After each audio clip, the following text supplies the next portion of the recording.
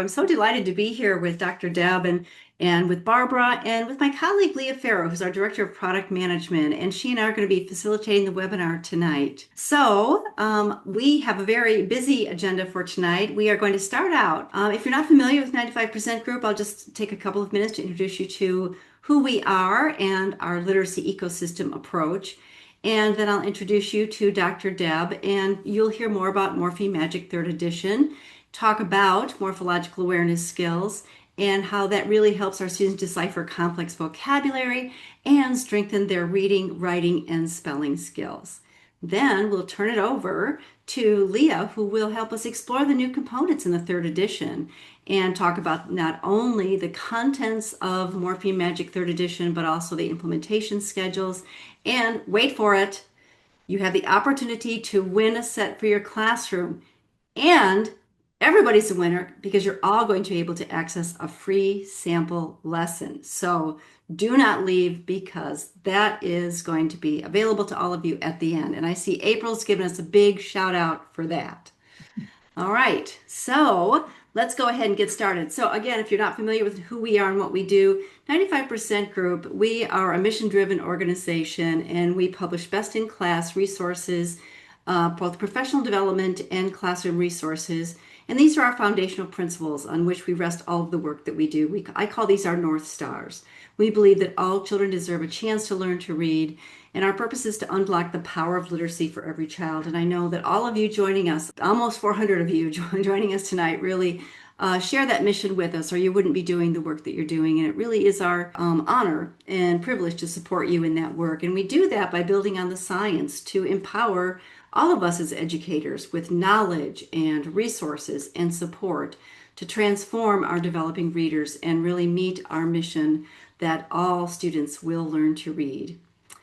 So those are our foundational principles. And in terms of our resources, we really have built and we're really proud of our literacy ecosystem approach. And what is that? Well, what that means is that we have built this cohesive suite of classroom resources that are both evidence aligned, in other words, aligned with what we know in terms of the research base, the science of reading, the science of learning, and both evidence-based, which means that we have effectiveness studies that show that our materials work in real classrooms with real teachers and real students. The instruction that we have provided is data-driven, aligned across tiers of instruction, that's really important, and consistent across tiers of instruction. In other words, kids are getting additive, not replacement instruction as they move across those tiers to accelerate the outcomes for our students. And this infographic that you're going to see here is just kind of a nice way to look at really our flagship products, our Tier 1 phonics solution. That's our phonics core program. And we have some on-demand webinars that really do a deep dive into our phonics core program. That's really our turnkey solution in that core Tier 1. Tier 2 is our phonics lesson library, which has that built-in assessments and grouping and instruction and practice all in one place, that intervention Tier 2. And then we have that seamless connection to our Tier 3 intensive intervention, which is that really highly individualized small group approach that's provided in 95 RAP.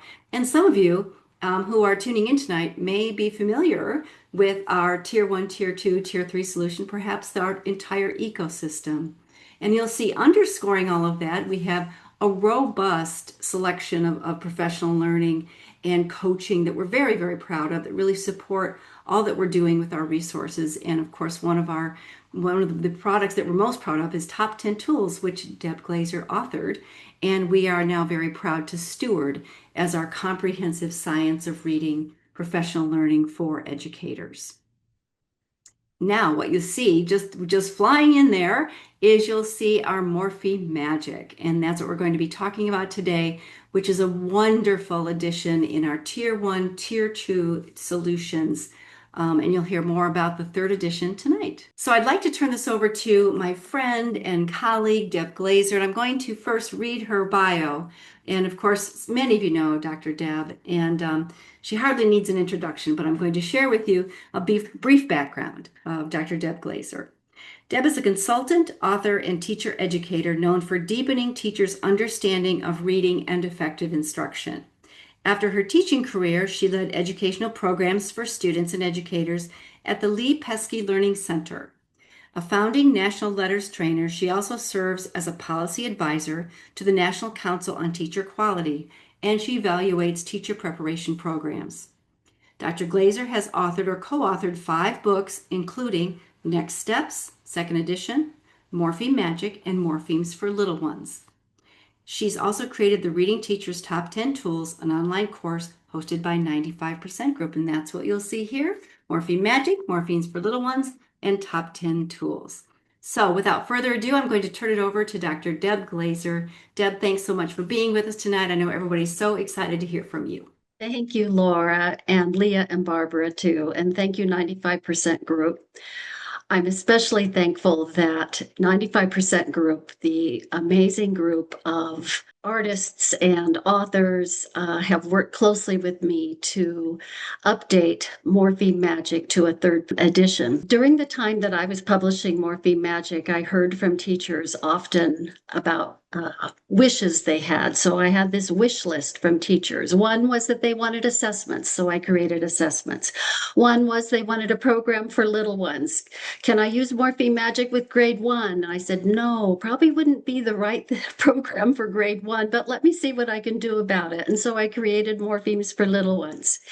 And now 95% Group has listened also and very graciously has updated Morpheme Magic to provide digital resources for you to support your teaching of Morpheme Magic. So let's take a look now, first of all, to what it looks like here. So just they've updated the cover. It's very, very attractive. The wall cards have many new pictures on them.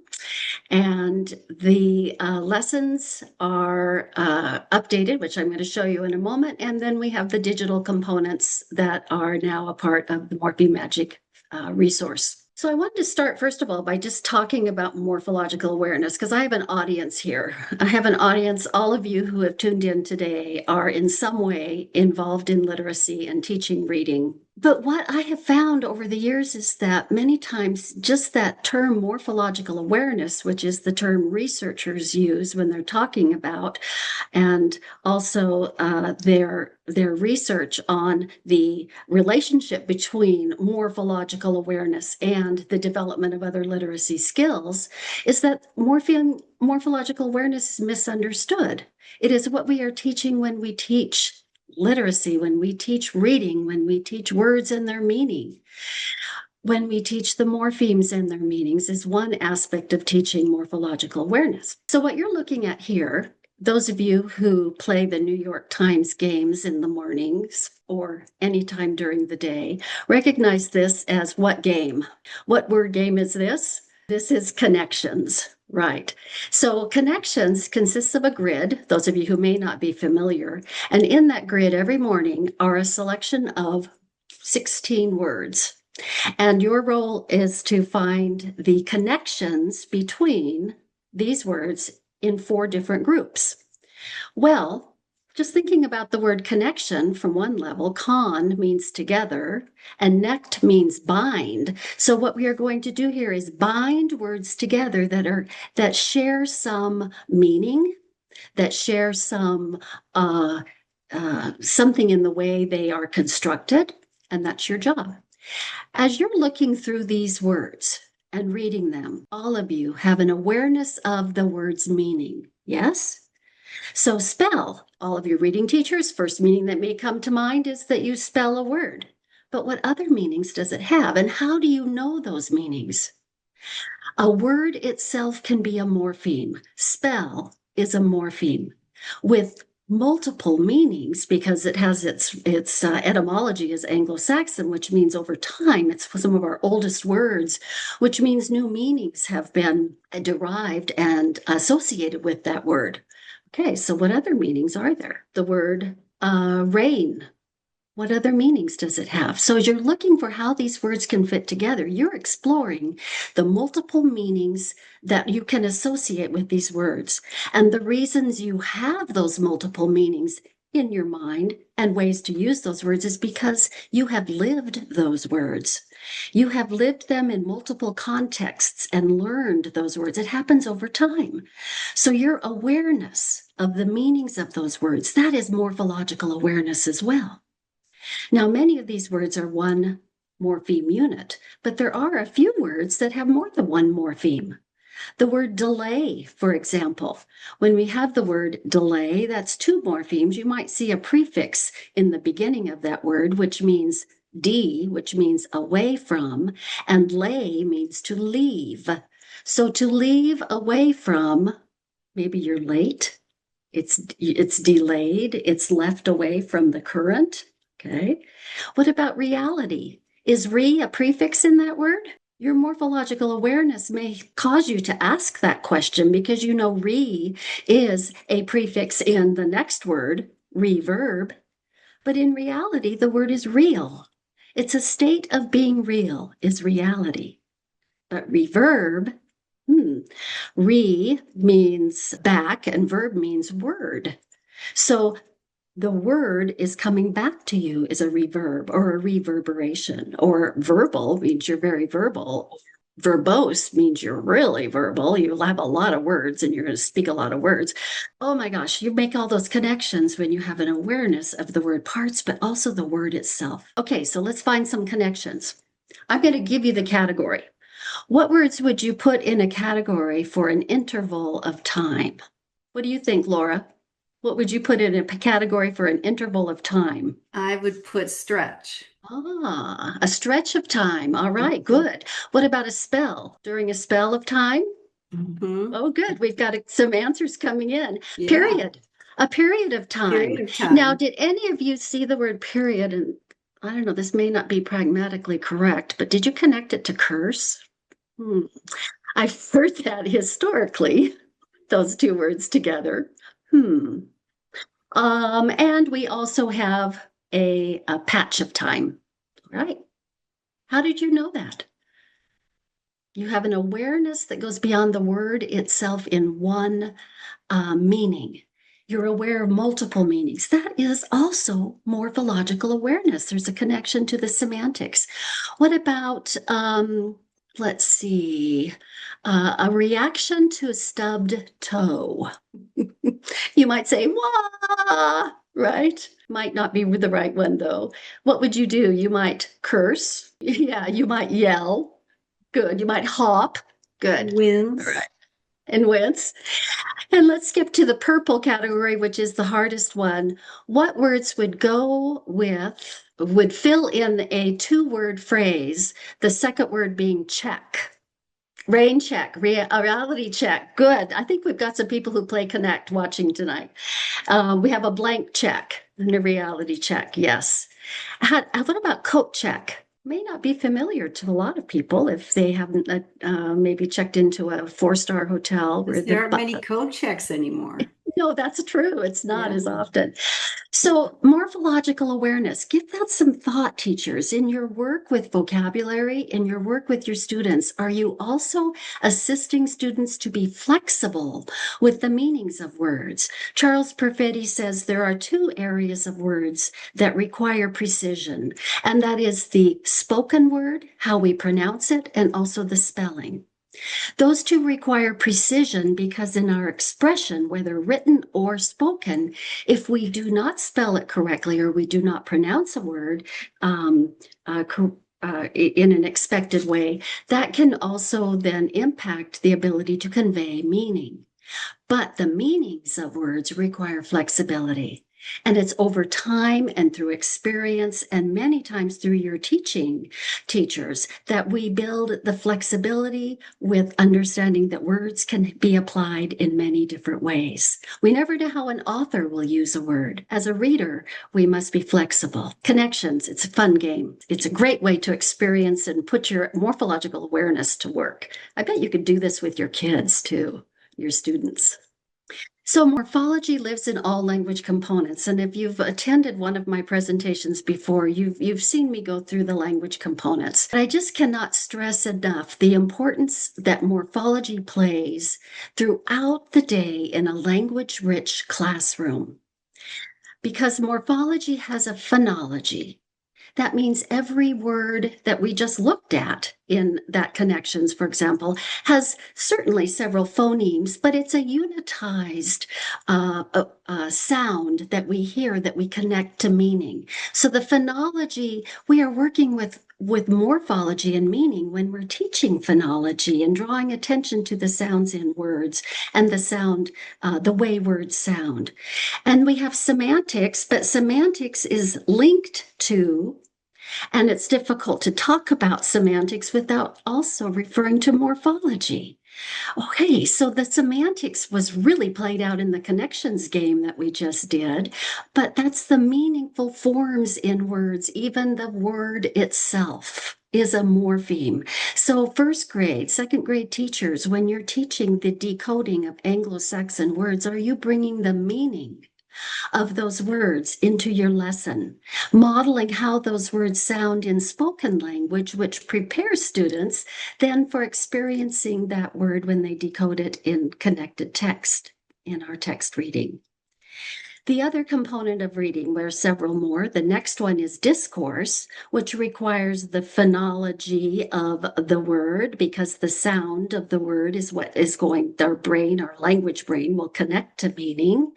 And those single words, we don't speak in single words. We speak, unless you're a 1-year-old or a 2-year-old, you might, but we're talking about syntax here because their discourse is linked to syntax.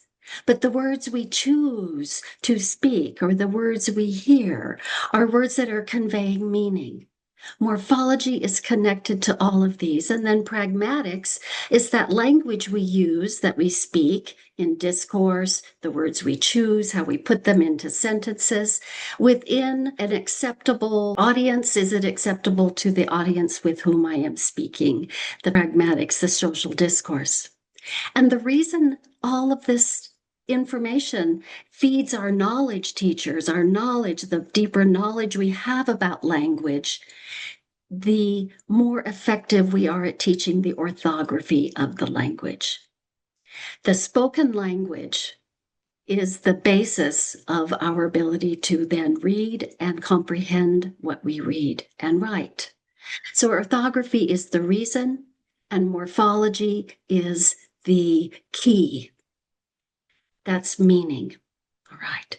So in our classrooms, we have listening, and we have happening all the time that language our students use and also the language we use during our speaking. We have reading, the language that we are reading. Morphology is in all of these components, but do we take the time to explore the words? So when a word is a multimorpheme word, by teaching the morphemes in a word, we are advancing the ability to acquire vocabulary. Teaching one word can lead to learning many when we teach the morphemes within a word, right? And then also all of this then through the writing, whether it's spelling the single word or writing those words within the sentences that we speak, we are strengthening that access to language. What I say, I can write. Okay? That oral rehearsal in a classroom is so important to me, helping make the connection to the written word. All right. So take a minute and take a deep breath and just think about that language in your language-rich classroom. Your language-rich classroom is the words that are being spoken and used, the knowledge that is being conveyed. And structured literacy is all about language. It's characterized by the systematic and explicit instruction that integrates the speaking and the listening, the reading and the writing, but emphasizes phonology, the sound system. And that can be even the way words are pronounced, or in a classroom where the spoken language around the country in our different regions exploring how we pronounce the words and how others may pronounce the words, but it's the same word, and connecting it to the precision of the written word, right? And the writing system, the structure of sentences, the syntax. Morphology is all about syntax because morphology determines the part of speech. Where is the noun in the sentence? The usually the subject, and then we have the verb, which together with the subject can help us create a complete thought. And of course, the meaningful parts in words, which are morphemes. But as we've been talking about, it's not only the meaningful parts, but it's the word itself is the meaning, the meaningful unit. The relationships among words, which is the semantics, boy, we experienced that with connections.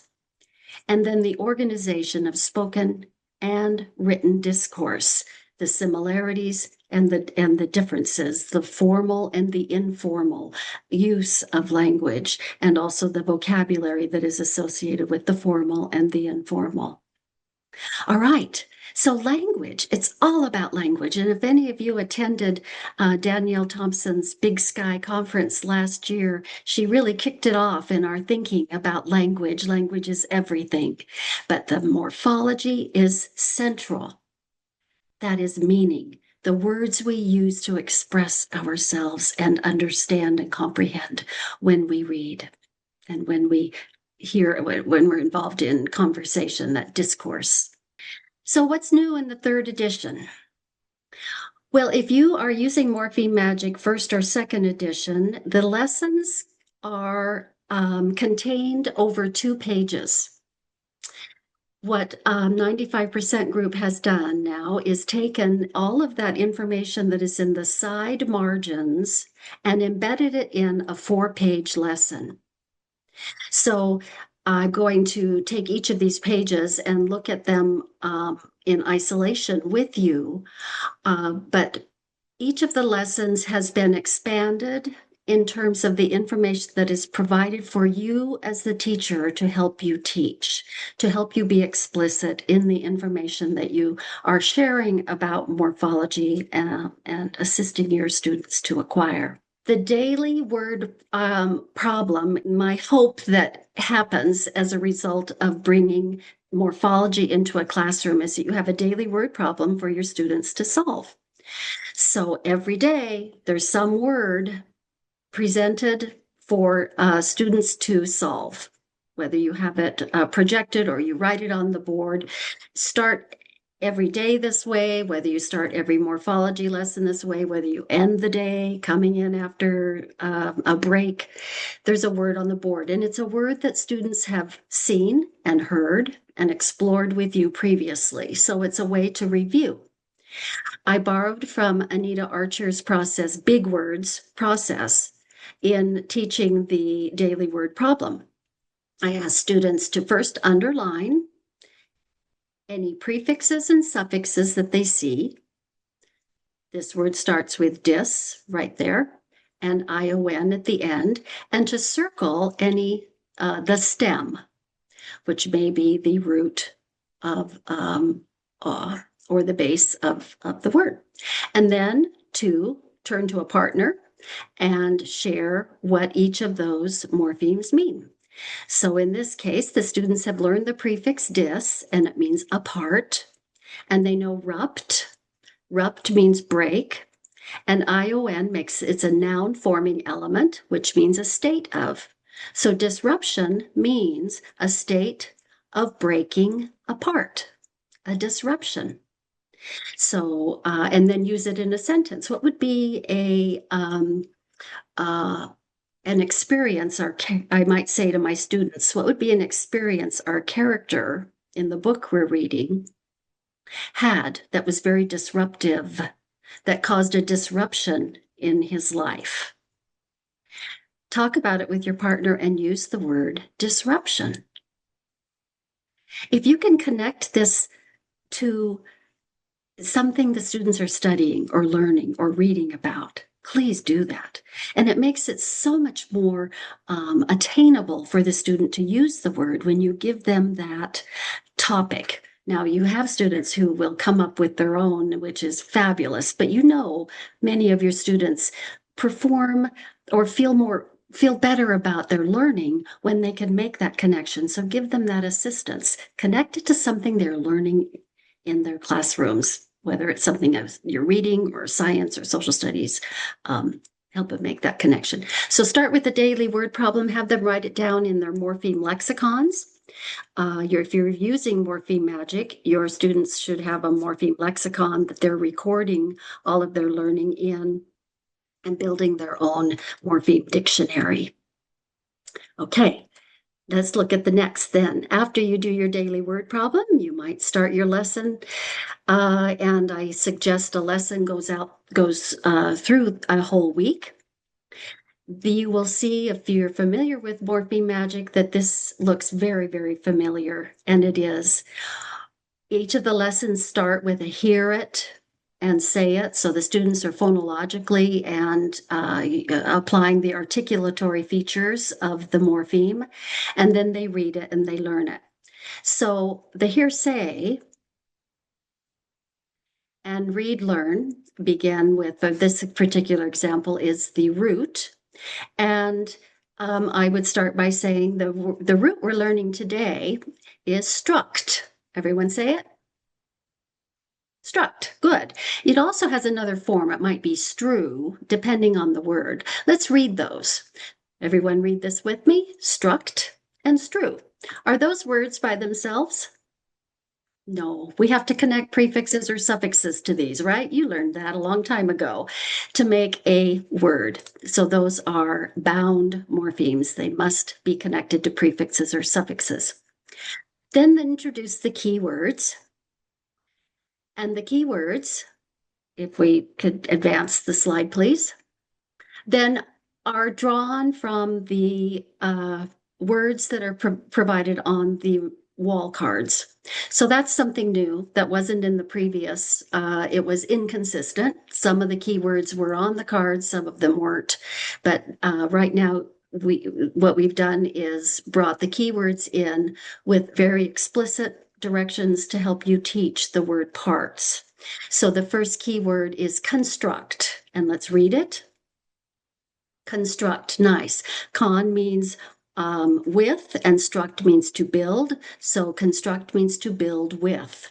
You're going to construct a building, you're going to build it with cement, wood, everything you use to construct. If you're going to construct an idea, you take your idea, you bring it to fruition, okay, with a lot of good energy, right?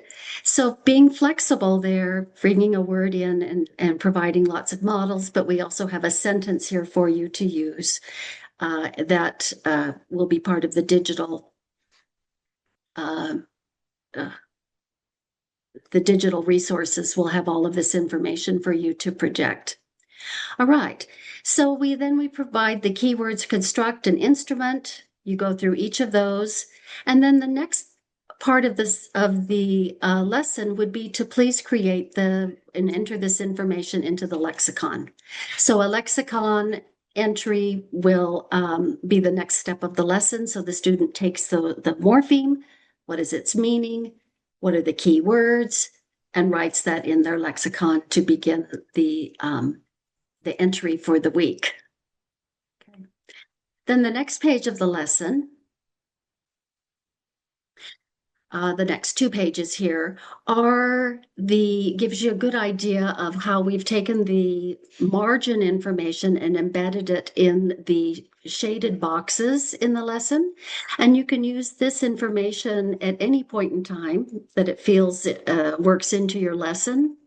One of the comments teachers have always shared with me is they appreciate the structure of the lessons in that it gives them the ability to be flexible with how the lesson will play out for the week for them.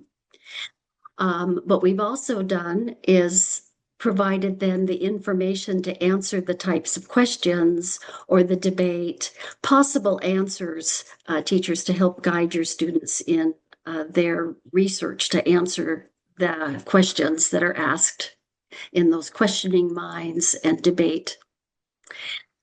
There are activities, the daily word problem, reminding you to make sure you put that in your lesson, and also the lexicon entry. Then there's always some activities that will lead students to explore the vocabulary that can be associated with the target morpheme. In this particular case, it's a matrix. And I stress the importance of building word families, and many of the activities in Morpheme Magic assist you to do this. So here's an example, if we advance the slide, of how words can be constructed from this matrix to create word families. I think Joe Torgerson, one of my just hero researchers, at one point I heard him speaking, and he said there are over 87,000 word families out there in English. And if we know the root, if we know prefixes and suffixes, it assists us with accessing information, accessing knowledge and word meaning so much more easily. So what you're doing here, teachers, is you're creating this beginning of morphological awareness at that root prefix suffix level to help students have access meanings of words. Okay, next. Then comes the connect passage. And I always stress doing this a little later in the week after the students have been taught the focus words. The focus words and the connect passage, along with the rest of the lesson, is all available digitally. And this is what the teachers have been asking for and asking for so long is, please, can we have a digital connect passage? So now you will have the connect passage, and you'll have the ability to project it, and also then with the click,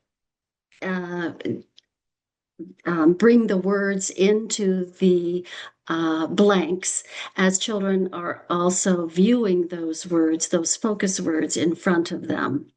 So those words are still provided in the order and presented in the order in which they appear in the passage, because it's not a guessing game. It's to assist them with hearing and understanding and experiencing then the place of that word within the syntax of a connected passage. Now, the connect passage in the illustration here is of a different lesson than the one we've been looking at. But it can give you that idea, and we're going to look at the ER/OR lesson next. I just want to take a quick second. I know I've seen a lot of questions come in about the components and sort of what's included and how do all these pieces work together. So just a quick picture of what you actually receive when you purchase Morpheme Magic's third edition. So as Dr. Deb mentioned, that the lesson book, the physical teacher's guide, is there with that fun new cover and all the new expanded lessons. The wall cards will look really familiar to you if you are familiar with Morpheme Magic. They retained a lot of what you're familiar with some updates. The new pieces of this, predominantly the big one, I think the one we're most excited about, are the teacher presentation files. So as Deb mentioned, the teacher presentation files are an in-lesson support, right? These are a sort of a teaching aid. It's something that I would pull up on my interactive whiteboard or on a projector screen or on a computer so that I could show it to my classroom. And what it allows me to do is to click through some pre-designed slides that kind of walk me through the lesson. So it stops me from having to turn my back on my class and write a bunch of stuff on my whiteboard. It really just kind of automates that for me. So I'm just clicking through. I'm able to stay engaged with my class, monitor what they're saying, make sure everyone's engaged. Those slides are really, really great. So we'll show you what those look like in just a second, because I know folks are excited about those. And then the two pieces on the right side of the screen are the connect passages and the assessments. So both of those elements are going to be downloadable in the third edition.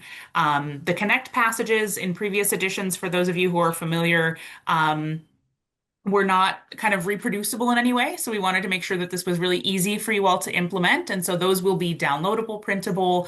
You can hand them out at the end of your lesson after you've reviewed those Connect passages together. That is more for the end of the lesson.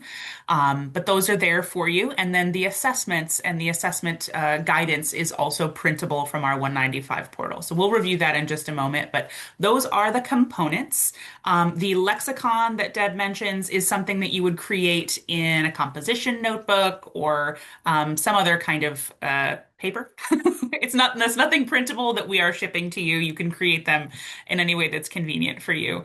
I'm sure Deb has great recommendations on how and where those might live, those lexicon entries. Deb, do you have any feedback on what you might use to create those? Oh, thank you for asking. And I saw a couple questions come across about that too. Um, so in Morpheme Magic, we direct students to create at the beginning of the program a lexicon. Lex means word, and a lexicon literally means dictionary. So they're creating a dictionary of the morphemes that we teach.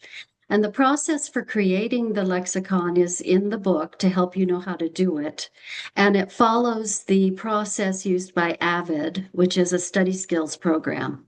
So the students create a table of contents section in the front of their lexicon, which I suggest a wide ruled, spiral bound tablet notebook for students to use, and they can decorate the cover, make it really fancy, make it theirs.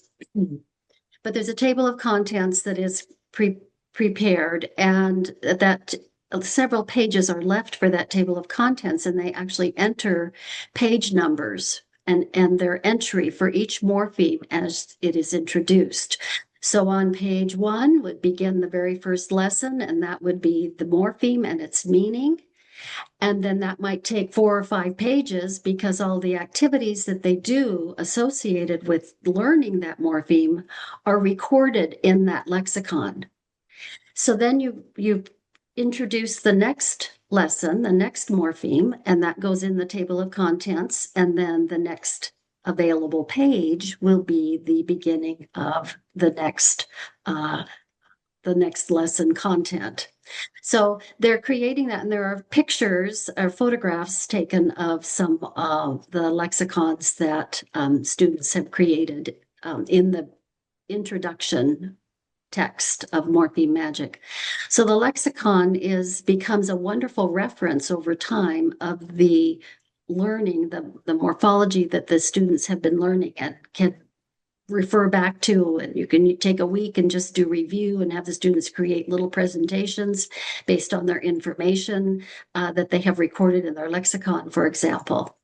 And also the wall cards become a really wonderful reference as well. And I always recommend having an area in your classroom that is devoted to morphology, and posting a current wall card, and then the students can add their sentences, add words to the display, and then you also have that to remind you to bring it into the students' conversations throughout the week. One of the things I know teachers will love is having the Connect passages that are printable, so that and the focus words are in order on the top, and that you can fold that down. The students can look if they need to. What's most important is that they sense the meaning of the whole word after they have learned the morphemes in the word, and can use and have that comprehension. One of the things I did not mention that I'm especially happy with is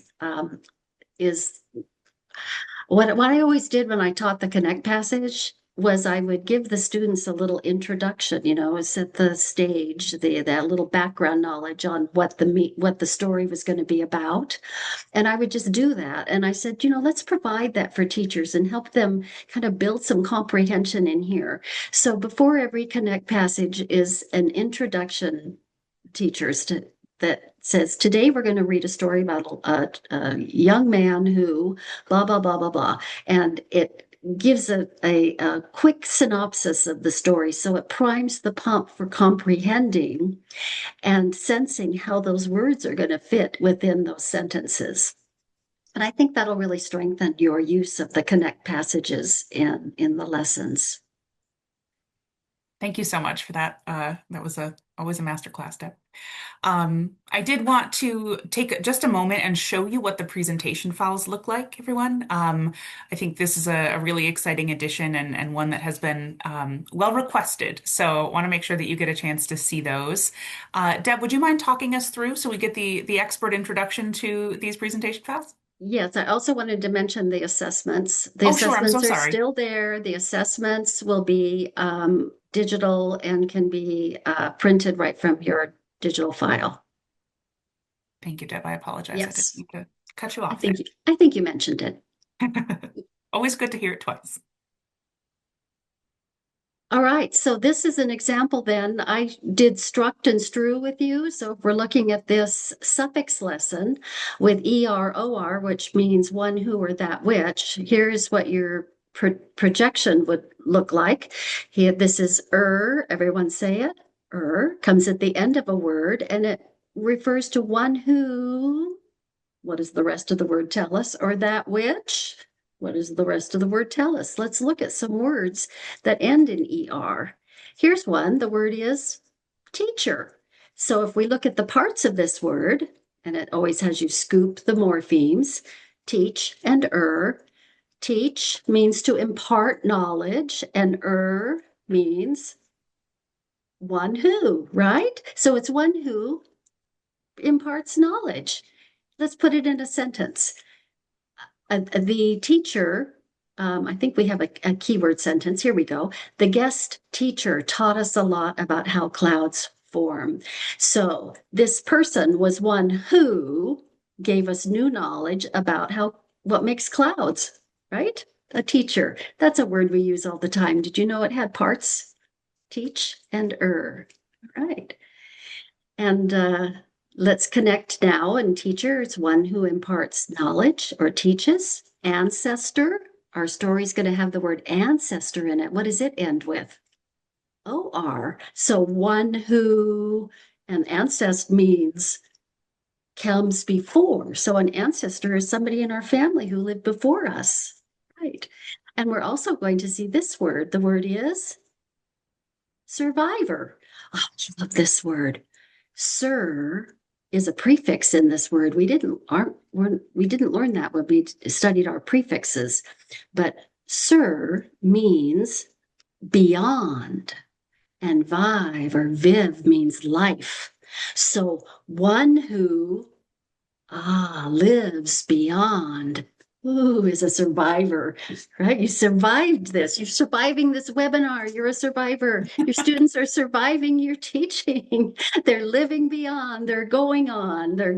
They're continuing to live. Okay, survivor. And then once we teach the focus words, the students have practiced them, have read them, then we have the connect passage. So the students would say, teacher assigned us to research our ancestors. The students have the words in front of them in the order. My uncle loves to talk and so on. Was a survivor. Oh, but look at this last word, prisoner. So, one who, ER is one who is in prison, prisoner after being a war prisoner. All right. You may be familiar with that. Many of the Connect passages have been updated. There are some changes in them, and a few of them have been rewritten in response to some sensitivity that teachers expressed about the content. So I think you will find the updated Connect passages also very, very exciting, useful, helpful. Absolutely. So just to recap, this is what comes with the set. I know we're talking about what comes in the box, and there's much more exciting things afoot with Dr. Deb here to give us all a masterclass in morphology. But just so you know, the Morpheme Magic third edition classroom set comes with that teacher's guide, the wall cards, the presentation file, access for a year, and all of the online printables. So the Connect passages, the assessments, all that good stuff. So all of that is included in the set. It all comes together. We want you to have everything you need to be successful. So all the pieces are one set, and that does ship in mid-June of 2026. Now I want to take just a brief moment and answer a couple of other questions that I saw come in. So lessons are about 20 minutes. Deb, correct me if you disagree, but I think there's a range, but about 20 minutes, right? 20 minutes. And I always stress that once a teacher uses the Morpheme Magic lessons, there is an element of this structured and explicit teaching that can fold over into your other teaching, your other ways of working with words. So it builds a strength and an intrinsic way of talking about and talking with students about words and their meanings and using them. But yeah, about 20 minutes a day. And then the assessments come at the end of the week. Thank you. So there are 52 lessons in the book. If you are familiar with a previous version or previous edition of Morpheme Magic, the morphemes are the same, but as Deb mentioned, some of the connect passages have been updated, some of the keywords have been updated. As a result, the presentation files do not work with previous editions. I really would have loved for that to have been true, but because of the changes we made and the updates and all of the great additions that were made to the book, they just kind of aren't backwards compatible. So you will want to have the third edition. They all comes together, so you don't have to buy anything separate anyway. The presentation files are the thing that is renewable year over year. So everything else you keep for good, it's all in your pocket. The presentation files come for free with the first year of the product. After that, they are renewable. I believe they renew for $80 a year. I'll have to double check that, but I believe that is correct. I think the things that I'm most excited about here are some of those digital pieces, making it super easy to teach this. And I think that really is the theme that I take away from this update is ease of use for educators. We want this to be fun. It's a really fun program. If you haven't taught from it, I encourage you to download that lesson sample that Laura's going to show you in just a moment because it's really a lovely program that I think you're going to really enjoy. But presentation files, as I mentioned before, really make lesson delivery super straightforward. And the key changes to the teacher's guide are around teacher support. So weaving in possible answers to questions and just another layer of instructional support for you and kind of tips and tricks as you go along. That maybe was in the margins before or in the front matter or is new to this edition. So really exciting stuff in terms of usability for everyone. Deb, is there anything you want to add to that? Yeah, there were a couple questions I wanted Sure. to just quickly respond to. And Laura, you Mhm. may have responded to some of these already. But there was a question about using the program for intervention. Mhm. It's very helpful for intervention, especially Yeah. for older struggling readers.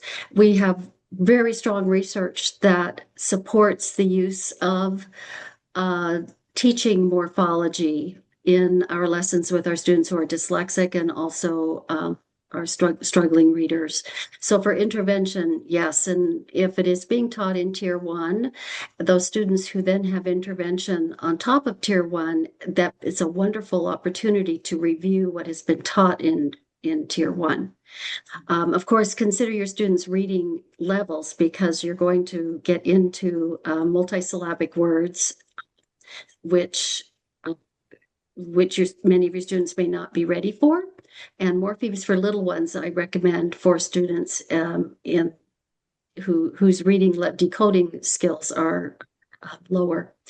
Then also, it's There was a question about the spelling rules. That is still included in the Morpheme Magic third edition for teaching the spelling rules for adding suffixes. We know.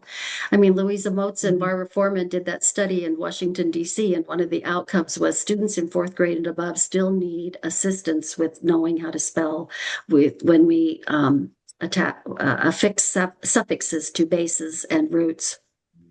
And in terms of the lesson length, we said 20 minutes, but there's such a flexibility with these lessons, and especially when they're used as in intermediate grades in one school for grades both 4 and 5, that the taking 2 weeks, maybe even 3, to do 2 or 3 lessons, and then spending a week to review, and then spending maybe even a second week to review is really important once you get into the roots. And yes, you can do a few suffix lessons, you can do a few prefix lessons, you can bring in a root lesson, but those prefixes and suffixes are where you really begin to teach the awareness of how words change when we add prefixes and suffixes to them. And then getting into the roots includes a lot of prefix and suffix instruction as well. Right. So that was a few of the questions I wanted to respond to. One other question that I saw, if I can just ask one more, Deb, is around the order in which to teach the lessons. Some folks were asking, is it appropriate to sort of jump around and focus on a word that we're seeing in our science curriculum or in math or social studies? What's your recommendation there? I think the teacher knowing his or her and her students is your best answer. And once your students have an awareness, I always say start with the suffixes because you're going to be doing plurals and ing and er, superlatives and est. And these are words and morphemes that are very familiar to students, but do they really realize that they are meaningful units and the application to their vocabulary?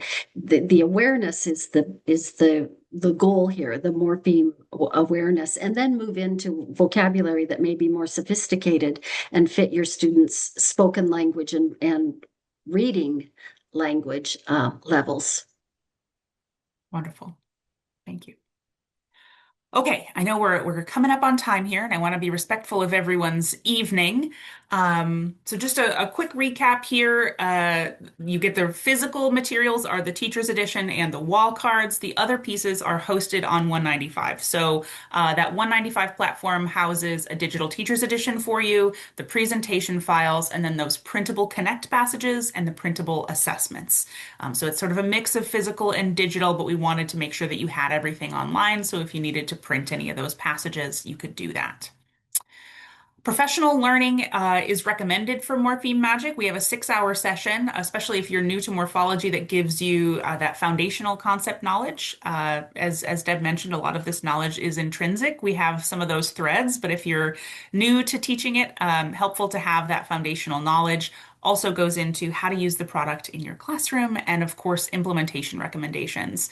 Everyone, you've got great questions in here of, is this appropriate for this grade or this situation? And I think that professional learning will help you to adapt the way you're instructing from the program to meet the needs of your students. So lots of implementation recommendations included there as well. I did want to share with you some goodies. So we're at the goodies portion of the evening, the best part of the evening. Morpheme Magic 3rd edition is available for pre-sale now. As I mentioned, it does ship in, it's actually, that should say, oh yes, mid-June.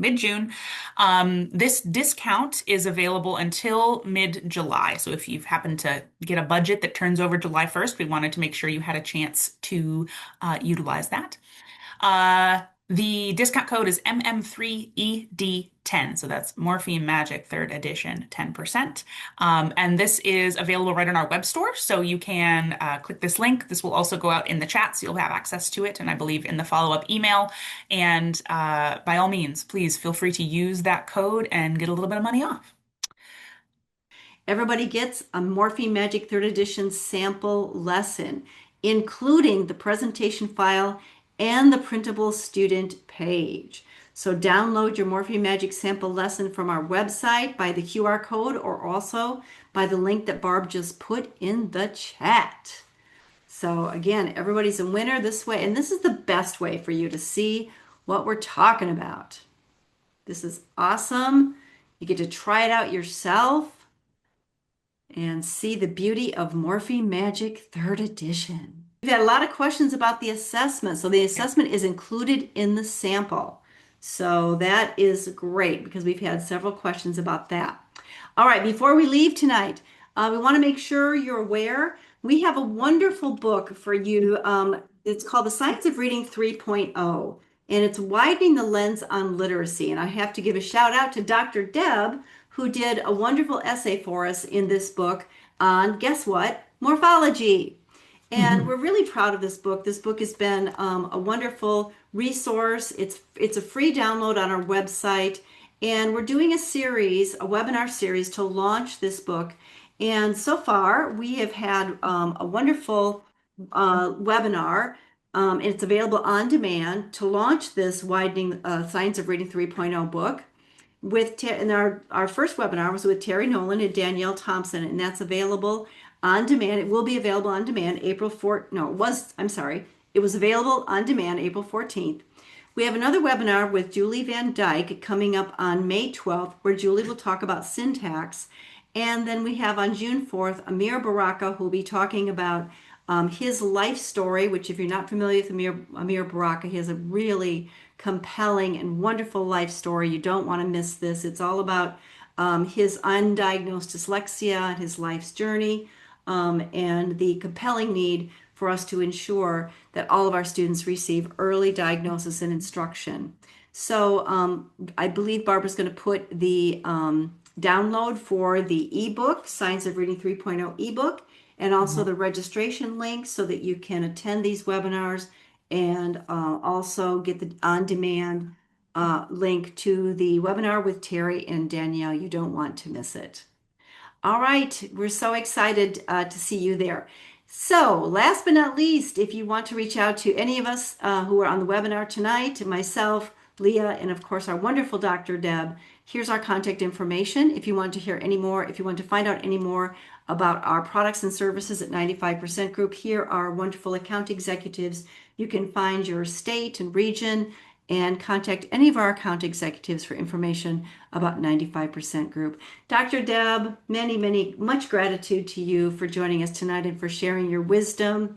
Leah and Barbara, it's always a pleasure to work with you. And thank you all who joined us tonight for giving up your time tonight to share your time with us and learn more about Morpheme Magic 3rd edition.